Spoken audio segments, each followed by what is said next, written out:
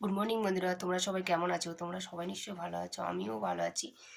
চলে এলাম অনেকদিন পর একটা ব্লগ নিয়ে। তোমরা ভাবছো যে এতদিন আমি ব্লগ দিইনি কেন? তা সরি বন্ধুরা, আসলে কেন আমি ব্লগ দিতে পারিনি বন্ধুরা, তার জন্য এই ব্লগটা বানানো হচ্ছে। সেটাই বলার জন্য আর কি এই ব্লগটা আমি শুরু করলাম।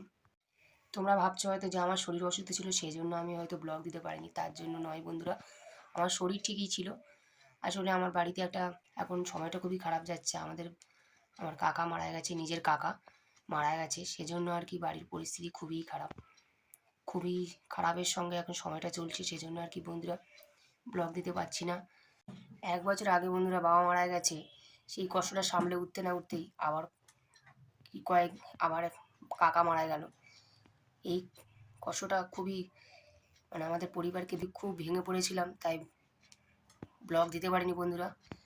এখন নিজেকে সামলে নিয়ে সামলে নিয়েছি এবং নিতে হচ্ছে, সামনে তো এগোতেই হবে। তাই বন্ধুরা চলে এলাম আর একটা ব্লগ নিয়ে। আর অনেকদিন হয়েও গেছে ব্লগ দিতে পারিনি, ব্লগ তো দিতেই হবে আমার। তাই বলছি বন্ধুরা, তোমরা প্লিজ পাশে থেকো, আগের মতন ব্লগ দেবো এবারে। তোমরা প্লিজ পাশে থেকো আর চ্যানেলটি সাবস্ক্রাইব করো, আগের মতন লাইক করো, কমেন্ট করো।